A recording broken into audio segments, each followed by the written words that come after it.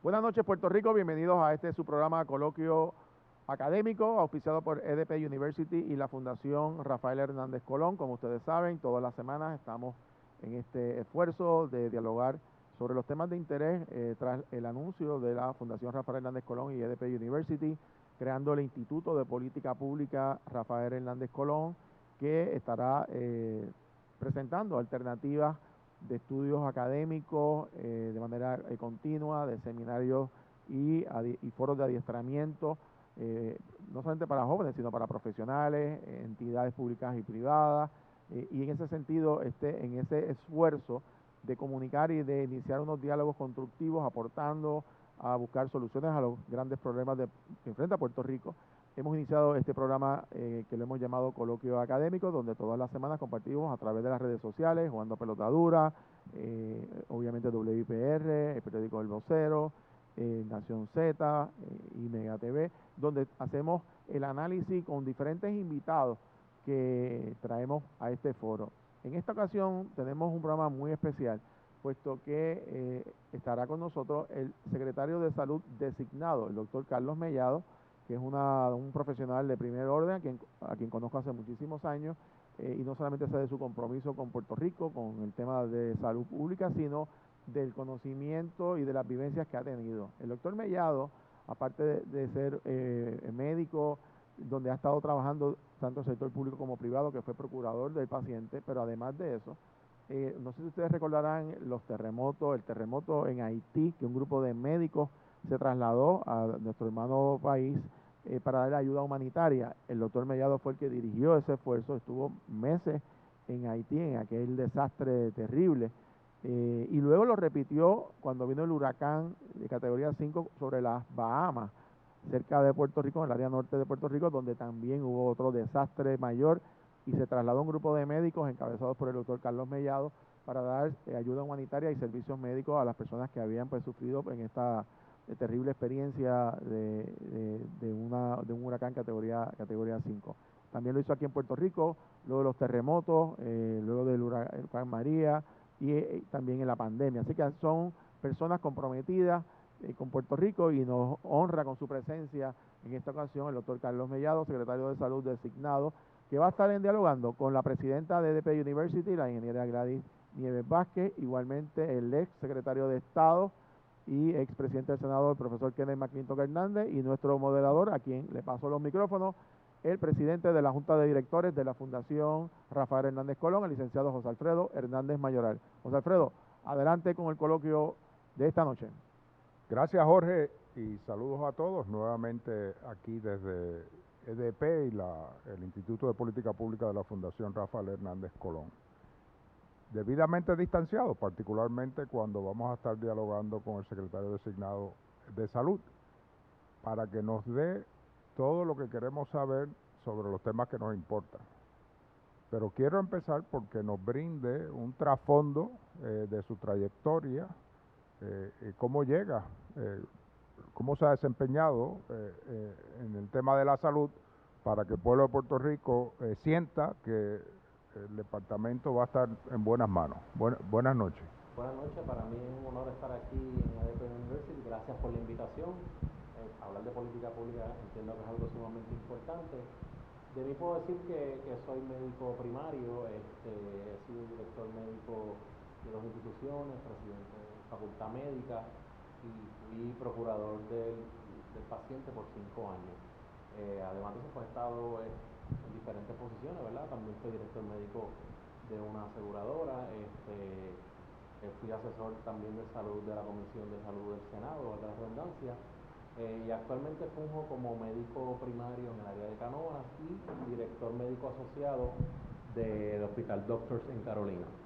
O sea que básicamente he tenido he tenido varias posiciones dentro del ámbito de la salud, de la medicina, y todos pues han sido siendo médico y administrador también, y obviamente procurador del paciente, que eso me dio conocimiento amplio en la necesidad de los pacientes. Bueno, yo creo que la primera impresión de todo el mundo es que eres bien joven. 48 años. Por eso, Sí. pero... Se le quedó algo muy importante. ¿Qué? La labor humanística que él ha hecho durante su vida, que es por lo que más se le conoce por encima de todo lo que él ha dicho que se ha conocido. Yo estuve en Haití después del terremoto y él ha encabezado un grupo de médicos y otros profesionales de la salud que han dejado una huella borrada en este país. Como, bueno, para que la gente vea la amplitud, el corazón, pero tú mencionas de que el haber estado como procurador de pacientes te da una visión amplia, profunda del sistema. Pero me llama la atención haber sido director médico de una aseguradora, porque ahí sí que ves el costo del sistema de salud. Definitivamente. Digo, ahí lo habrás visto defendiendo, pero bueno, no entremos ahí. Pero ves cómo está construido el sistema Mira, económico de salud. comenzamos esa aseguradora, pero no llegó, una aseguradora Medicare Advantage. Desarrollamos todo el andamiaje, toda la estructura actuarial, desarrollamos todos los protocolos y estuvimos bien cortos en el mercado porque la idea fue un grupo de médicos que nos dimos a la tarea de desarrollar un plan que fuera de médicos para médicos, pero ahí te tengo que decir, y en esa parte es un poco complicado, ¿verdad? Porque, y después de eso, la visión cambia cuando la Carta de Derechos y Responsabilidades del Paciente establece que todo paciente tiene derecho a recibir servicios de salud de la más alta calidad. ¿Y cuánto es la más alta calidad? O sea, ciertamente, ¿verdad? Hay un issue de fondo y un issue de gasto, hay una discrepancia en cuanto a eso, pero se puede dar buenos servicios de salud sin afectar la parte económica. Eso, otra de las visiones que yo he tenido, estando como médico primario y perteneciendo a grupos médicos IPAS primarios, en donde quizás tú tienes otro conocimiento amplio de cómo modificar el modelo de salud para que los médicos estén bien dentro del sistema sin sacrificar el servicio. Y ahí a través de, ¿verdad?, que en conjunto con varios grupos médicos hemos podido diseñar un modelo de salud tipo cooperativa de médicos, en donde quizás actuarialmente esté garantizado el pago de ese médico, porque somos un gran grupo que tenemos pacientes y nos unimos para crear este modelo. Y eso es lo que me parece importante, que has visto, has estado expuesto desde las distintas perspectivas del sistema de salud. Pero vamos a lo que todo el mundo quiere saber, se repite mucho, pero aquí lo podemos hacer pausadamente. El COVID. Ya llegó la vacuna, se está empezando a administrar. ¿Cuál va a ser el proceso? Y vamos a poner un timetable. Ya vamos a decir, empezó ya. Empezó en el día de hoy para todos los profesionales de los hospitales, dígase médico, enfermera, terapista respiratorio, la persona que trabaja en el laundry, las personas que trabajan en el aseo, las personas que reparten las comidas, todo lo que incluye el hospital, secretarias, todo el hospital se comenzó en ese proceso. Luego de eso vamos al proceso de los primeros respondedores, policías, los médicos que no pertenezcan a una facultad médica, dígase dentistas, otras personas otros profesionales que no están en esa facultad. Ok, párate ahí. Ajá. Entiendo que son 2 vacunas, o 2 rondas, ¿cómo? Cada 2 días, básicamente, más o menos, van a ir llegando cantidades de vacunas significativas para entonces comenzar 1A, que comenzó hoy, 1B, que viene siendo policías, bomberos, técnicos de emergencias médicas y médicos que quizás estén en sus oficinas médicas y no necesariamente pertenezcan a una facultad médica. También el colegio de médicos va a ser proveedor y ahí pues entonces ellos podrán identificar algún tipo de profesional que quizás no esté dentro de esto que empezamos 1B. Y después comienzan los pacientes de mayores de 65 años y personas que tienen enfermedades conmórbidas. Esto va a ser casi simultáneo. Por eso, pero lo que voy es que los primeros que se vacunaron tienen que recibir una segunda dosis dentro de ¿cuánto? 21 días después. Por eso, pero no quiere decir que aquí se espera 21 días antes de ir al segundo grupo. No, para por nada. Eso. Oye, vamos a tener un momento en que todos los grupos van a estar corriendo simultáneamente. Y ahí entonces, después que se tiene toda la población vulnerable, mayores de 65 años, personas con enfermedades comórbidas como diabetes, asma, alta presión descontrolada, enfermedades cardiovasculares, pacientes encamados, pacientes que están en los skilled nursing. Entonces después se comienza el resto de la población. Y esto va a ocurrir casi simultáneo porque la entrega de las vacunas van a ser bien consistentes. El mejor, digo, hagan preguntas a ustedes, pero la mejor apuesta es que cuando todo el mundo habrá recibido esa primera dosis. Mira, ahí va a depender en la medida en que las personas accedan a la vacunación. Hoy, ¿verdad? Yo me vacuné, por eso tengo mi sellito. Comenzamos una campaña en donde yo le estoy diciendo a todos los profesionales de la salud, oye, las redes son algo poderoso, vamos a subirlo para que la gente vea a mi enfermera, para que la gente vea a mi terapista, a mi médico, y diga, espérate, entonces eso va inspirando confianza, y en la medida en que todo el mundo lo vaya haciendo, va provocando esta ola de personas que nosotros queremos que accedan a tener la vacuna. Y yo tengo mucha fe en que esto va a suceder, la gente va a ir todos los días quitando el miedo, quitando este concepto, porque hay mucho desconocimiento y mucha desinformación. Lo otro es que dentro del proceso de vacunación hoy había uno de los empleados de salud federal de HHS y nos dio la buena noticia de que entienden que el viernes baja la aprobación de Moderna. Así que vamos a tener dos. Vamos a tener dos vacunas. Eso es excelente para Puerto Rico. Y eso casi duplica la velocidad. Eso va a duplicar porque entonces muchos proveedores de grandes farmacias, cadenas, bueno, voy a mencionarlas a todas, ¿verdad? Y las pequeñas también, tanto el Colegio de Médicos como los centros de infusiones, como los colegios profesionales a través del Colegio de Médicos, van a tener ese acceso a la vacuna. Y va a llegar el momento en que va a estar en todos los lugares donde precisamente hoy en día se dedican a vacunar. Además de eso, añadimos las farmacias, que eso amplía todo este concepto, colegios profesionales, y toda aquella persona, ¿verdad?, que se haya inscrito en el Departamento de Salud y en el CDC para ser proveedor de vacunación. O sea, todos van a tener acceso.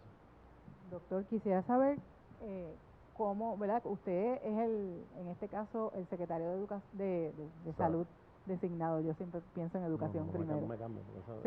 Sí, imagínate. El secretario de Salud designado. Y veo que, ¿verdad? Obviamente ya estamos a pocos días de que empiece el año nuevo y que empiece en funciones o que empiece a trabajar con... Pero ¿cuánto ha estado usted en este momento, ¿verdad? En este momento histórico, como ayudando a este proceso de educación? Porque lo veo, ¿verdad?, bien informado y dando este frente sin necesariamente ser en funciones. Pues mira, el gobernador electo, Pedro Pierluisi, ha sido bien claro en que desde el día de la designación vamos a comenzar a trabajar. De hecho, 2 semanas antes nombra el comité científico, en donde hay personas de todos los sectores, personas de estadística, virólogos, médicos, neumólogos, infectólogos, la asociación de IPAS también son asesores del grupo, Colegio de Médicos también es asesor del grupo, el sector de la farmacia, vamos a incluir dentistas, vamos a incluir enfermería, o sea, van a estar todos los sectores representados en ese componente científico que está elaborando números protocolos de mejorar el acceso a las pruebas. ¿Cómo? Tenemos varias pruebas. Tenemos la prueba de antígeno, que es la prueba ID Now, que esa prueba tiene un resultado en 15 minutos y tiene 92% de efectividad. Tenemos la BINAX, que es otra prueba, es un cartoncito que se le va a repartir a los centros donde hay envejecientes, todo lo que esté institucionalizado, y tienes es más fácil de hacer esa prueba, y esa prueba también tiene un resultado en 15 minutos. La prueba molecular la vamos a tener para cuando exista dudas razonables de si ese paciente entendemos clínicamente que pudiera tener COVID, sin embargo te sale negativo en la prueba de antígeno, pues corroboramos con la prueba molecular, ¿verdad? Y ahora la prueba de anticuerpos, que es la prueba de sangre, toma una relevancia importante porque precisamente es la herramienta que vamos a tener ahora para poder saber si tenemos la inmunidad con la vacuna, ¿ves? O sea que si estos protocolos tienen que ser bien puntuales, y a través del esfuerzo que se está haciendo en los municipios, donde hay 68 epidemiólogos con todo el sistema de rastreo de contacto, pues se le va a ir repartiendo a cada municipio. De hecho, ya eso se está haciendo, Municipios grandes, alrededor de 2.000 reactivos para pruebas, en municipios pequeños, 1.000 reactivos, con un laboratorio por lo menos o 2 en cada municipio donde tengamos esta prueba que te estoy diciendo de ID Now, incluyendo Vieques y Culebra, que es una gran preocupación. Todo este concepto de los protocolos viene a la mano de otro protocolo y una regla y una norma para poder reincorporarnos al trabajo en caso de que, 1, tengamos COVID, o 2, estemos expuestos, con una regla general del CDC que si mantenemos una distancia más de 6 pies y tenemos una exposición de menos de 15 minutos, pues entonces eso disminuye el riesgo y, por ejemplo, si Dios no lo quiere, alguno de nosotros sale positivo a COVID, no tenemos por qué preocuparnos, porque establecemos eso como, ¿verdad? Lo que establece, valga la redundancia, el CDC. Y eso tiene que venir en un protocolo claro en el Departamento del Trabajo y los patronos. ¿Por qué? Porque he visto, ¿verdad?, como médico primario, en donde muchos, digo, preocupados, ¿verdad?, porque yo no culpo a nadie. Si no me traes la molecular, no te voy a dejar entrar. Cuando sabemos que hay pacientes, incluso yo he tenido pacientes de COVID, yo he visto más de 80 pacientes en mi plano personal, donde existen pacientes que salen hasta de un hospital y pasan 30, 40 días y van a tener una prueba molecular positiva. Pero el CDC ha dicho que ese paciente no tiene la capacidad de infectar a nadie. Y todas esas cosas tenemos que explicárselas al pueblo de Puerto Rico, tenemos que establecer los protocolos de prueba, y entonces a eso le vamos a añadir más transparencia en el bioportal, en donde podamos ver cuántas pruebas hicimos hoy, cuántas salieron positivas y poder establecer un índice de positividad. En Puerto Rico está entre 7 a 8%. Y entonces cuando tú empiezas a medir eso y decir, vamos a disminuirlo, número 1 con la vacuna y con los 2 tratamientos de anticuerpos monoclonales que hay, que fue el que usó el presidente Trump, que tomaron, ¿verdad?, su relevancia en ese momento, pues poder identificar pacientes que caen en ese protocolo, que es síntomas de moderados a severos, en donde ese paciente tenga una ventana de pocos días con la infectado, y le podemos dar ese tratamiento y entonces bajamos los números de hospitalizaciones. Pero todo esto se tiene que proyectar, ¿verdad? Pues el pueblo tiene que entender, estamos en este nivel. ¿Cuál es la meta?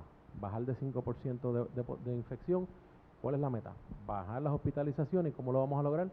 Existen tratamientos, existen pruebas específicas, y ahora el esfuerzo de la vacunación, de la manera en que te lo dije, ¿verdad?, siguiendo ese orden. Por eso es que la Guardia Nacional, a quienes el general Reyes lo felicito muchísimo, es la persona que está encargada de que ese protocolo de repartición de vacunas sea estricto, porque sabemos que el pueblo de Puerto Rico tiene ansiedad y tiene que tener esa capacidad de saberlo. Hay una preocupación de que la gente no quiera vacunarse, porque yo percibo, no sé lo que ustedes piensan, perdona que percibo que realmente hay más gente que se quiere vacunar que posiblemente vacunas. Pues mira, hoy que fue el primer día, vi mucho revuelo, interés.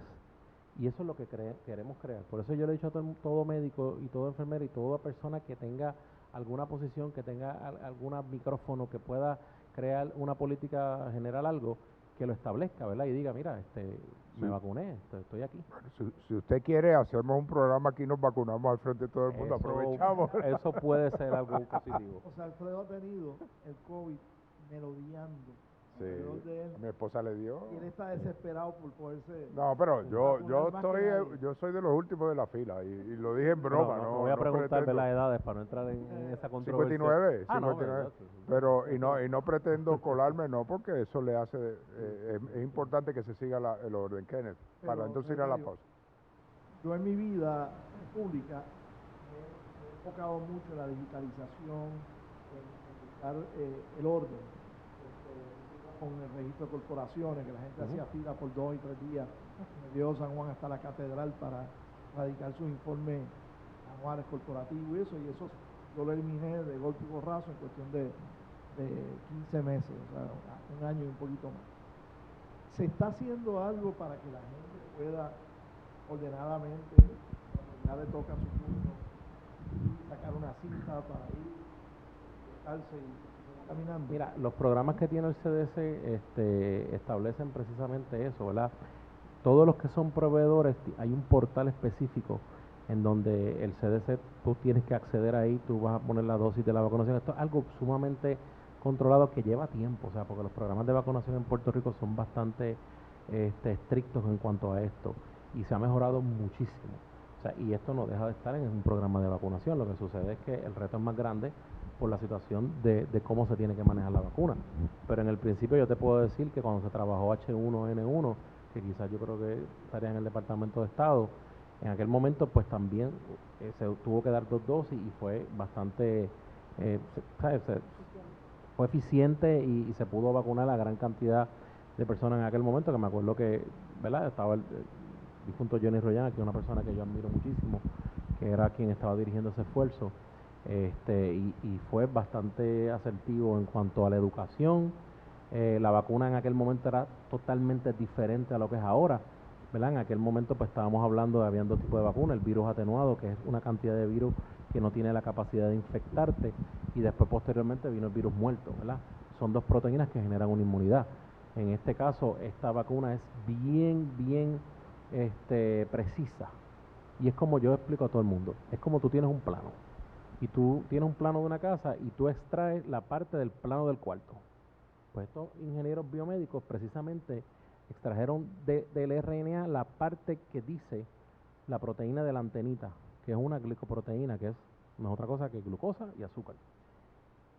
Cuando eso entra en la célula, se crea lo que se llama, es un RNA mensajero, se crea una replicación de esa antenita. Y esa antenita empieza a salir por el torrente sanguíneo, y cuando la célula lo ve, crea anticuerpos, pero esto se desintegra en 15 o 20 minutos. ¿Ves? Entonces no tiene la capacidad de infectarte, porque esa parte específica del virus lo que hace es pegarse a la célula, que precisamente la ACE, que es la célula donde ellos se pegan y crean el daño que crean.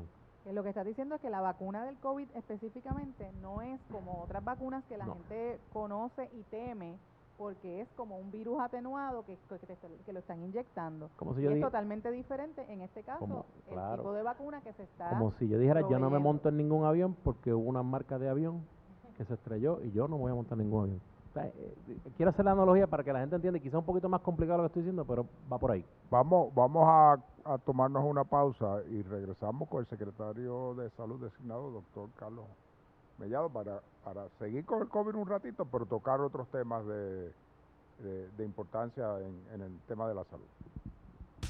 El 2021 es tuyo y no hay quien te pare. Empodérate estudiando en EDP University. Clases comienzan en enero. Solicita información en edpuniversity.edu. Saber es poder.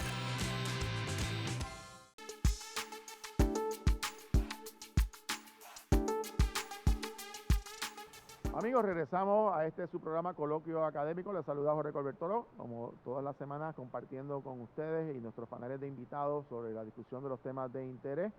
En nuestro primer segmento, el secretario de Salud designado, el doctor Carlos Mellado, comparte información importantísima sobre lo que tiene que ver con la visión y las prioridades del gobierno de Puerto Rico, la situación del COVID, de la vacunación y otros temas de interés de política pública en el área salubrista. Así que regresamos los micrófonos a la presidenta de EDP University, la ingeniera Gladys Nieves, el exsecretario de Estado Kenneth McClintock, el doctor Carlos Mellado, secretario de Salud, y el moderador de dicho panel, el licenciado José Alfredo Hernández Mayoral, presidente de la Junta de Directores de la Fundación Rafael Hernández Colón. Adelante, José Alfredo. Gracias, Jorge. Continuamos en nuestro diálogo con el secretario de Salud designado, el doctor Carlos Mellado. Y tengo 2 preguntitas breves sobre el COVID antes de pasar a otros temas concernientes a salud. Tú te acabas de vacunar. Vamos a decir, alguien que se vacune hoy, ¿cuándo es que se estima que está inmunizado? Mira, después, la segunda dosis viene 21 días después. 3 semanas después. Y se espera 2 semanas posteriores a esos 21 días, y entonces ahí se recomienda realizarse la prueba de anticuerpos, porque en ese momento es cuando ya empezamos a tener IgG positiva, que significa que tenemos inmunidad. Por lo tanto, a medida que se va vacunando la gente, tomará 5 semanas en lo que esa persona pueda considerarse que está inmune. Mientras tanto, ¿puede soltar la mascarilla? No, eso es algo bien importante, yo quiero que la gente lo entienda. Vamos a continuar con la mascarilla, vamos a continuar con el distanciamiento físico, con el lavado de manos, porque tenemos que vacunar un gran número de puertorriqueños para poder conseguir lo que se llama inmunidad de rebaño. Mientras eso no ocurra, vamos a seguir evitando aglomeraciones porque no sabemos qué persona pudiera, ¿verdad?, tenerlo y no sabemos quiénes están vacunados o no. Y se puede crear esta falsa percepción de que ya estoy inmunizado, me quito la mascarilla. No, eso no va a pasar por ahora. ¿Y la inmunidad de rebaño se entiende que es cuando, qué porcentaje de la población? Pues mira, se habla de un 50, un 70%, pero también va a depender de la cantidad de casos que tengamos positivos, porque tú tienes la capacidad de tener 2 inmunidades de rebaño. La que decide tener la enfermedad, y esa es la que no queremos, pero ciertamente van creando una inmunidad, que no está contraindicado que esa persona que le dio el COVID se vacune. De hecho, Pfizer dice que no, vamos a vacunarlos a todos, no hay ninguna contraindicación, de hecho, es más protección. Pero la inmunidad de rebaño, nosotros entendemos que después de entre un 50 y un 70% se puede conseguir. Por eso es que es importante que la gente se vacune. Doctor, quisiera preguntarle porque tengo, mi caso personal, mi hija viene de Estados Unidos, no, ella viene de Suiza, y llega el jueves. Y de la misma manera, pues van a estar llegando una serie de personas que, ¿verdad?, no necesariamente turistas, gente que viene a pasar las Navidades en Puerto Rico o las vacaciones en Puerto Rico, en este caso los estudiantes universitarios. Y comentó ahorita el tema de lo que es las pruebas, ¿verdad?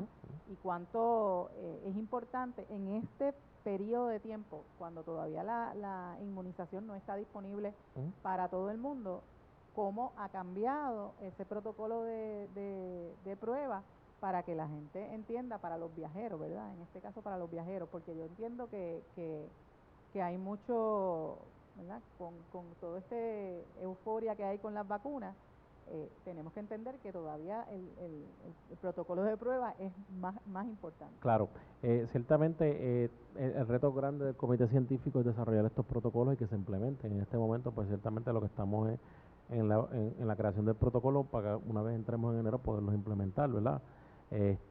Y esa parte es sumamente importante porque he visto muchos casos de pacientes que se hacen las pruebas a destiempo.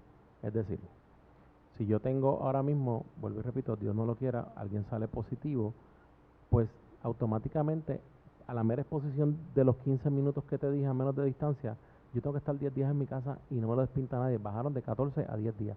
¿Por qué?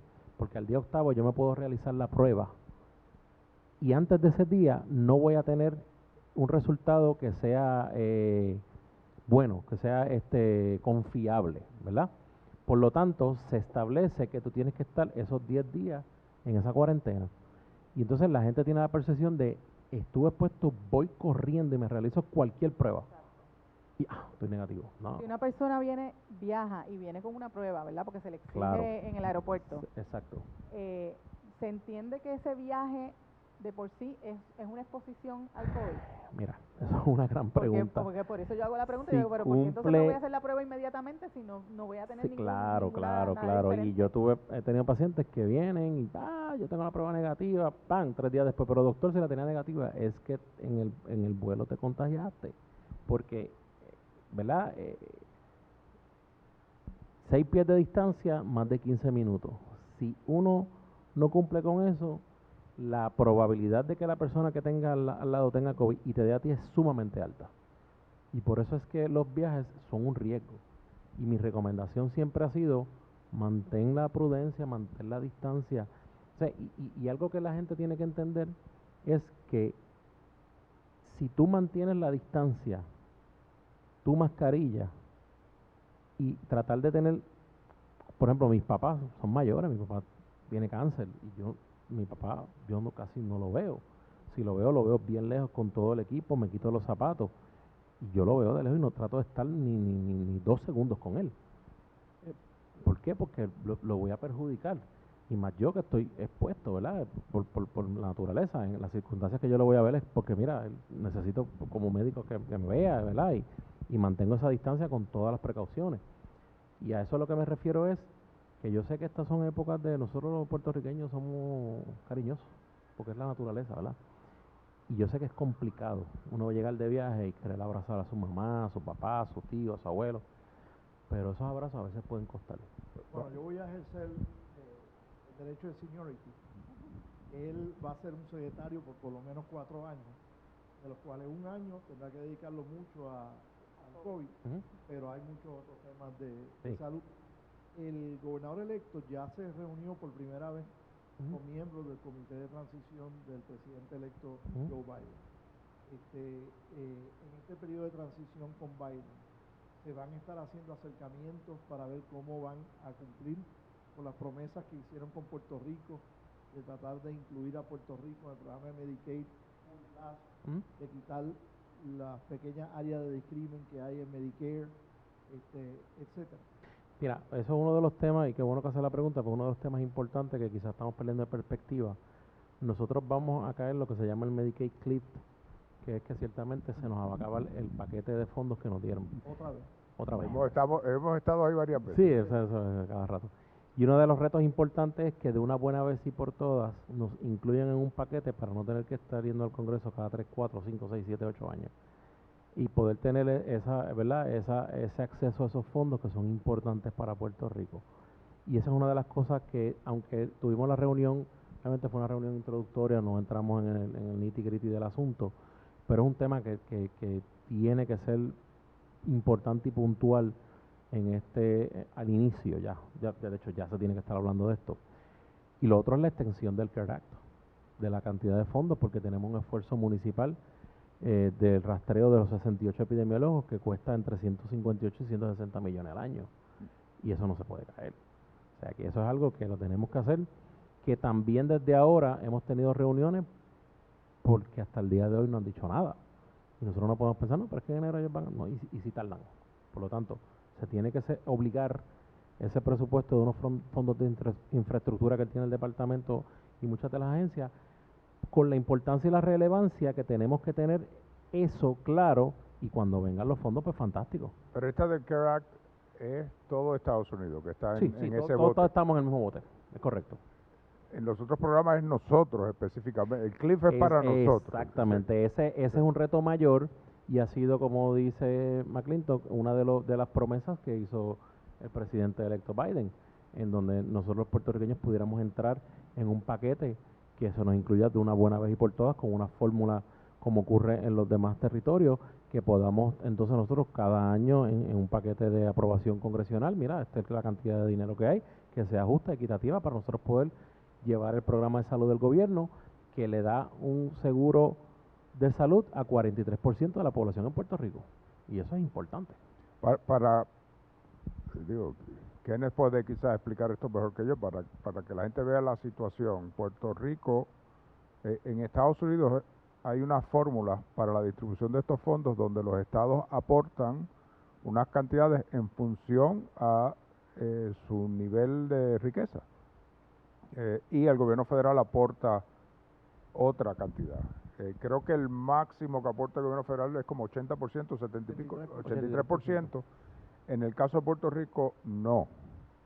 La fórmula no aplica igual a Puerto Rico, la que se utiliza en el caso de Puerto Rico, desde la perspectiva nuestra, es un sinsentido, porque siendo una de las jurisdicciones más pobres, se le requiere una aportación mayor al gobierno de Puerto Rico.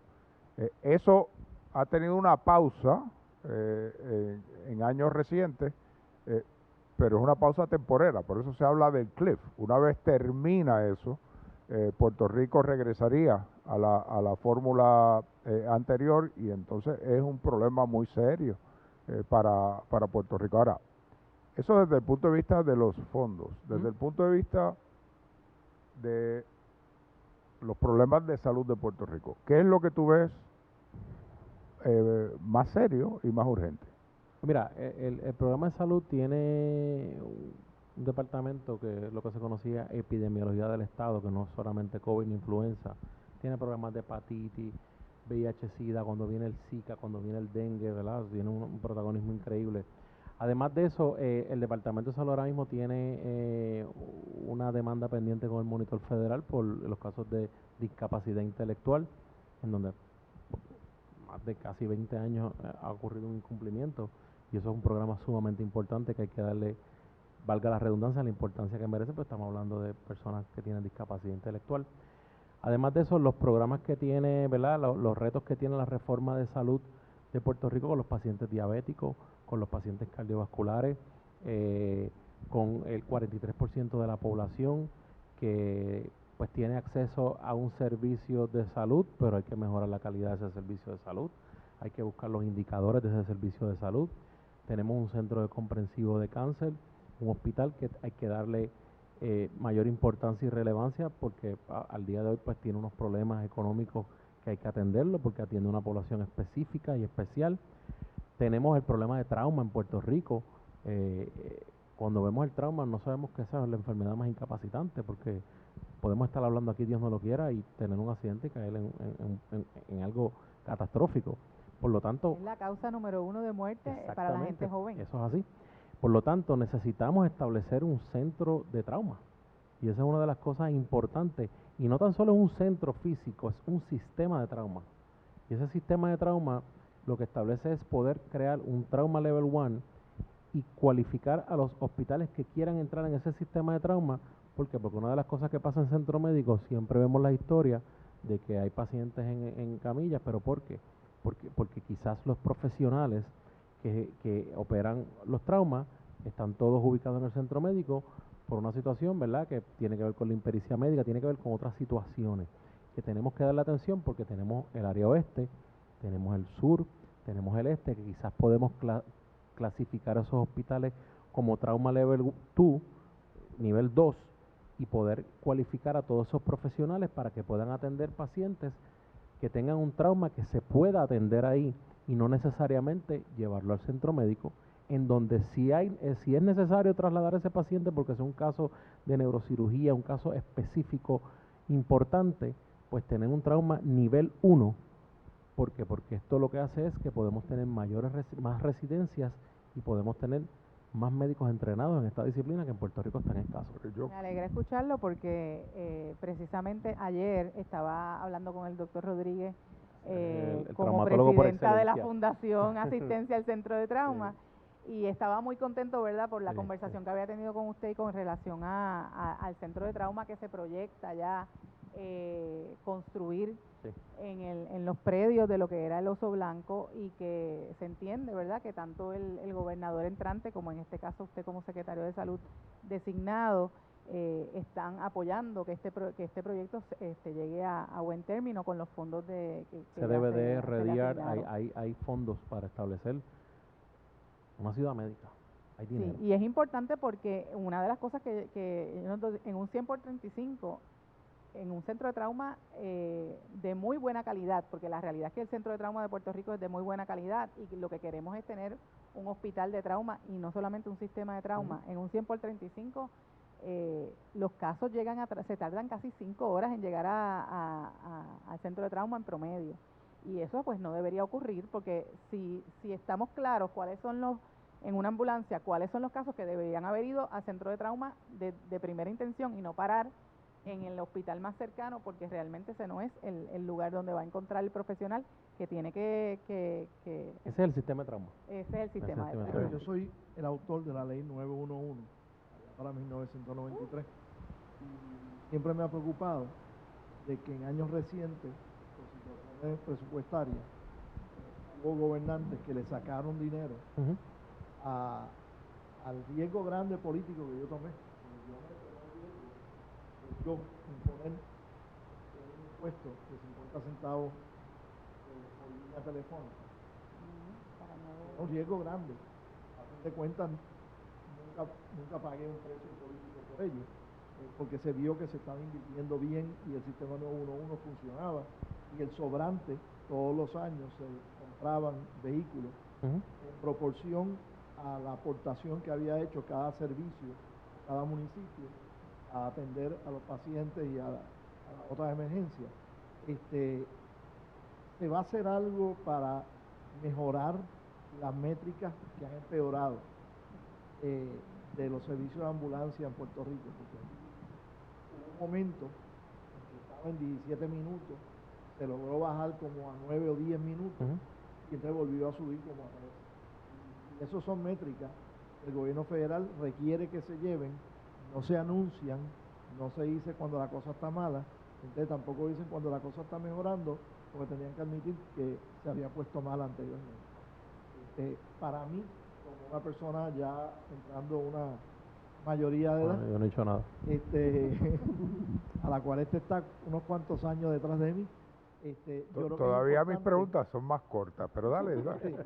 Bueno, se va a hacer algo para mejorar dramáticamente las métricas de Mira, los servicios de ambulancia. siempre ha existido eso que estás diciendo. Es importante del 911 que se mejore esa respuesta, y no tan solo la respuesta a la llamada, la respuesta de la ambulancia. Y eso yo, ¿verdad? Desde el punto de vista que lo veo, aunque no tengo, sí estoy en esto, pero no es algo que le compete al propio departamento, ciertamente como política pública salubrista es importante, y yo creo mucho que los municipios pueden aportar. De hecho, de los mejores sistemas que hay a la respuesta del 911 son sistemas municipales que quizás no han querido tenerlo ellos, pero quizás ha subcontratado compañías privadas que le den servicio, pero que tengan esa respuesta al municipio específicamente. Y eso es algo que ciertamente se tiene que mejorar. Ha sido una queja grandísima y eso lo tenemos que evaluar. Y si vamos a tener un sistema de trauma, esa puntualidad tiene que ser bien importante. El secretario tiene que asumir responsabilidad, Sí. aunque no le toca, no está bajo él, pero tú eres el único que tiene la voz poderosa para atender todos los asuntos de salud y denunciar primero internamente la administración. Claro. Y si hay que hacerlo afuera también, Y ahí están tocando los chavos exacto. Y ahí hay de dinero emergencia para los médica. municipios, Sí. hay dinero del 911. El 911 funciona ¿verdad? Acuérdate que el 911 es como un call Es center, proporcional. pero la parte de mover, de la movilización de esa ambulancia con la respuesta es la que tenemos que mejorar. Y claro que sí, si queremos un sistema de trauma como el que estamos ambicionando, tenemos que bregar con todas estas cosas puntuales. Bueno, doctor, estas conversaciones pueden durar horas y yo creo que a la audiencia le interesaría, pero se nos acaba el tiempo. Yo quiero, y creo que hablo por todos, desearle el mayor de los éxitos. Gracias. Tiene uno de las secretarías más retantes, Lo sé. más difíciles, con la salud de un pueblo en las manos, así que ninguno aquí le envidia lo que le viene, y encima entrando con una pandemia. Sí, mira, nada, pero gracias por eso, y yo entiendo que le pido al pueblo de Puerto Rico que me den la oportunidad y la confianza. Ciertamente esto es una unión de todos los sectores, aquí hay muchos sectores que pueden aportar, pues precisamente para poder ayudar al Departamento de Salud, porque el éxito del Departamento de Salud es el éxito de salir de la pandemia, el éxito de mejorar la diabetes, el éxito de tener un sistema de trauma, y eso es lo que queremos hacer, ¿verdad? Y como puertorriqueño pues me siento honrado, y gracias a ustedes por la oportunidad que me dan de estar aquí hablando. Y siéntase, digo, EDP, el Instituto de Política Pública, puertas abiertas para ti. Aquí queremos comunicarle al pueblo la información sin las dinámicas que hay allá afuera, sino Claro. de la manera cuando usted se quiere expresar. Aquí estamos, y vuelvo y le digo, si alguien yo quiero que sea exitoso este cuatrenio, Gracias. eres tú. Definitivamente es importante. Bueno, pues muchas gracias, y Jorge, y buenas noches a todos. El 2021 es tuyo y no hay quien te pare. Empodérate estudiando en EDP University. Clases comienzan en enero. Solicita información en edpuniversity.edu. Saber es poder.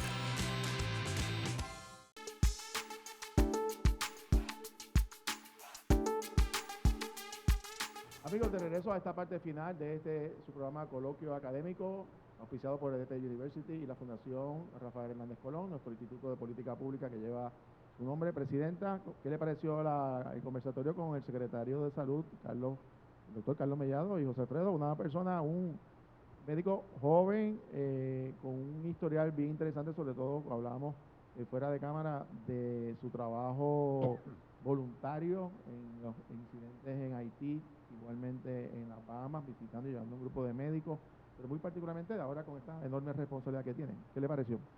Pues un honor, ¿verdad?, para nosotros entrevistarlo y también tenerlo con nosotros.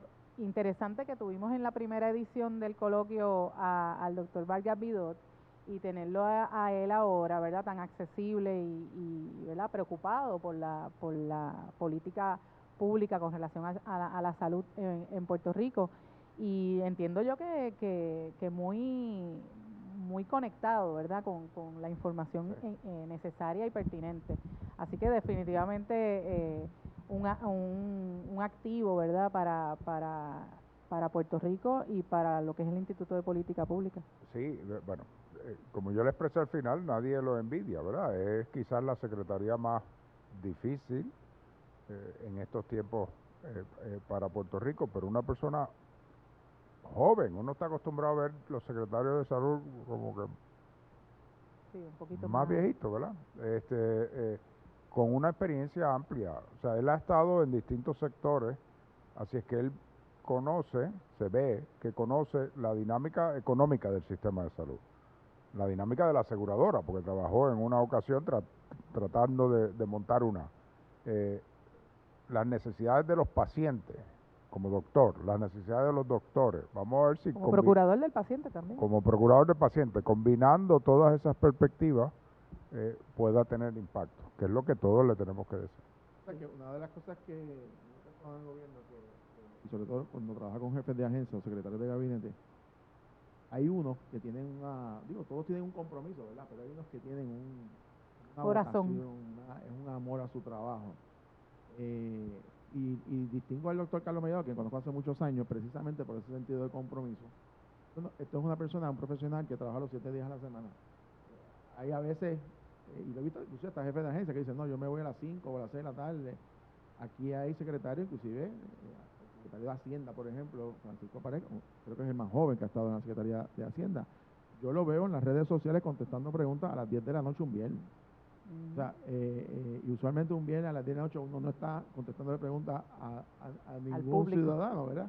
En ese sentido, yo creo que hay gente que tiene esa vocación de servicio. Y probablemente el ciudadano no está leyéndolo en ese momento. Exacto, probablemente el ciudadano no está leyendo. Pero me parece que es interesante y sobre todo que este foro, una dinámica donde puede hablar de temas de salud pública en el contexto académico, en el contexto también de gobierno, que es lo que a nosotros nos interesa con el Instituto de Política Pública. Y en ese sentido, pues quisiera un poco preguntarle, Presidenta, ya en la parte final, los programas de EDP University que tenemos para la oferta académica para nuestros jóvenes que nos siguen a través de las redes sociales.